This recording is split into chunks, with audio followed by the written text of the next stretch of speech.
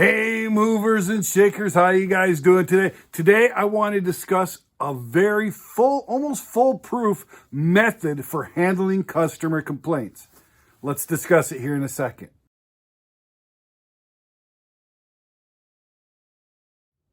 Hey movers and shakers, how you guys doing? I know I haven't been around that much and I apologize.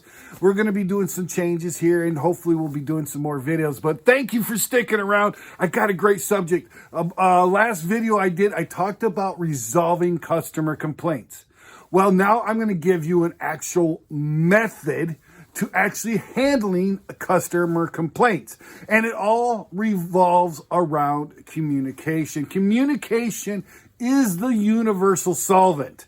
It is the thing that will solve almost every single problem that you have. And a lot of the complaints and a lot of the disagreements and a lot of the anxiety that you'll get will stem from miscommunications that you've had with your customer. Miscommunications or failure to communicate properly or fully regarding price, times, personnel, things like that. It all comes down, or maybe it's the crew themselves are not very good at communicating with the customer. A lot of the problems stem from miscommunication of some sort. So the first thing you need to do when you're going to resolve a customer complaint is be willing to listen.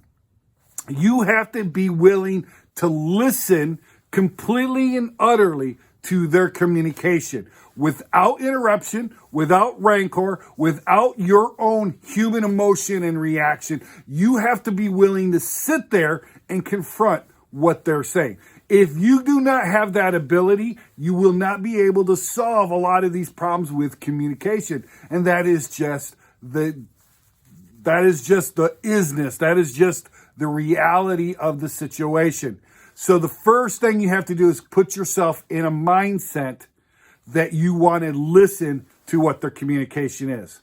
Second step is then invite them to communicate and let them communicate as long and as hard and as voluminous as they want. Let them bitch, yell, scream, holler, jump up and down. Let them rant about Donald Trump or Joe Biden. I don't care. Just let them do it without any interruptions. Just sit there and be there and listen and actually listen, right? Now, if you're doing it face to face, you should sit up, from your chair, lean forward just a little bit, have a slight smile like this. Right? You don't want to be condescending. You don't want to be problematic. You want to come off as friendly. And you want to look them in the eye and just be, okay? Eyebrows up, not. Don't have your arms crossed. Even when you're listening to them on the phone or however you're listening, don't be like this. That's not putting yourself in, that violates the very first step. But anyway, invite them to communicate and let them speak for as long and as loudly and as horribly as they want to. Just let them do it. Let them go. I don't care if it's 15-minute tirade on how you tie your shoes. Let them do it. Okay? When they're done, this is what you want to say. This is step 3. You're going to go, so what I got from your communication is XYZ. Is that correct? Is that what you meant to communicate? Say that almost exactly. You can vary it a little bit, but basically you want to say, what I got from your communication is XYZ. Is that what you meant to impart to me? Is that what you meant to say to me? And if they say no, then you're going to say, well, can you explain it again to me so that I make sure I get it? And let them yell, rant, scream, and forever. And you're not going to interrupt them. You're not going to make any motions that could be considered aggressive or antagonistic. You're just going to sit there and let them talk. Once they're done with that again, you're going to go to that same step again, and you're going to go, okay, so this is what I got from your communication, and it's XYZ. Is this correct? Right? And you're going to follow that procedure over and over until they finally say, yes, that is exactly what I meant. That is exactly what I've been trying to say. Because what you want is you want them to know that you have duplicated what they have been trying to say. Right? Do you get what I'm saying? Do you get what I'm saying? Okay, good. So you want to make sure that you've heard what they have been trying to say completely. And then the step after that says, excellent. So once they've heard it and you've duplicated, go, what do you recommend as a solution to this problem? And let them talk, right?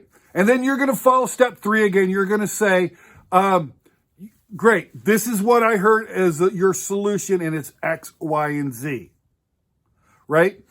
And if they say no, you're going to continue that. You'll do that process again until they finally say yes. That's what I meant.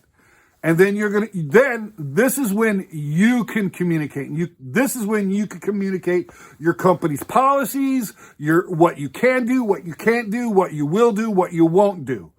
But you're going to do it in a very nice manner, because what's happened is you're going to let them vent, right? And all they want to be is heard. They just want to be heard. They want to be They want to be duplicated, right?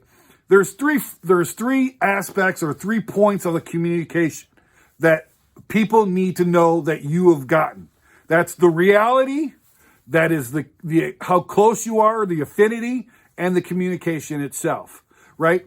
The more reality you have, the closer you are to the customer in scopes of reality, because you could be over here on this side and they could be over here. And this is the problem that we have in politics. They don't have the reality, they don't have the affinity, and they don't have the communication.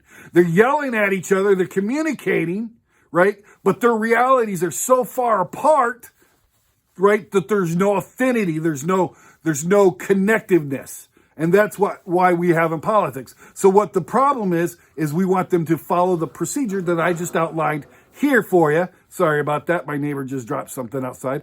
We want to bring with communication, we want to bring the affinity and the reality together.